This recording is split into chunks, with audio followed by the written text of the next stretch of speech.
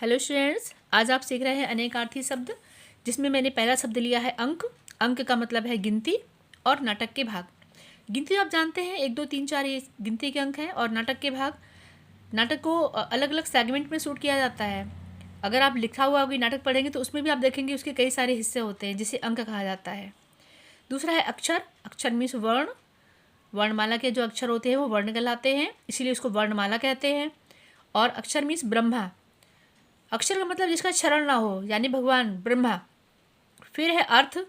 अर्थ का मतलब है धन। दूसरा अर्थ है इसका कारण। जैसे आपने सुना होगा कि हम सहायतार्थ आए हैं। किस लिए आए हैं? सहायतार्थ आए हैं, सहायता के लिए आए हैं, किसी कारण से आए हैं। अर्थ का मतलब कारण होता है यहाँ पे। फिर है अंबर। अंबर का मतलब आकाश। और सेकंड मीनिंग है वस्त्र, कपड़े जो हम पहनते हैं उसको भी अंबर कहते हैं। पीतांबर, नीलांबर, पीला वस्त्र, नीला वस्त्र। आगे आप आगे पढ़ेंगे आप। आम। आम मीन्स एक फल, मैंगो। और इसका दूसरा मतलब है साधारण, जैसे कि आम जनता, आम लोग, आम रास्ता, इस टाइप से। The next is Uttar. Uttar means एक दिशा। और उत्तर मीन्स जवाब भी होता है। जो हम कोई क्वेश्चन पूछते हैं तो उसका रिस्पॉन्स जो होता है उसको जवाब भी कहते हैं, उत्तर कहते हैं। द नेक्स्ट इज काल। काल मतलब समय, टाइम। और काल मीन्स मृत्यु। मृत्यु, डेथ, इसको भी काल कहते हैं। फिर है कुल। कुल का मतलब समस्त। जैसे आप कोई सवाल सॉल्व करें तो पूछते हैं उसमें कुल कितना हुआ, कुछ भी जो आपसे टोटल बताया जाता है। कोई डिजिट सॉल्व करते हैं, कोई सवाल सॉल्व करते हैं तो पूछते हैं कुल कितना आंसर, कुल कितना, तो समस्त कहते हैं, इन टोटल।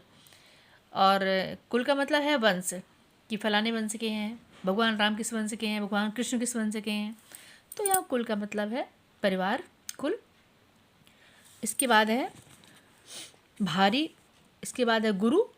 गुरु का मतलब है भारी। कहते हैं ना बहुत गुरु है, बहुत भारी, हैवी। और गुरु मतलब शिक्षक, गुरु जी, गुरुदेव, गुरु ब्रह्मा, गुरु विष्णु।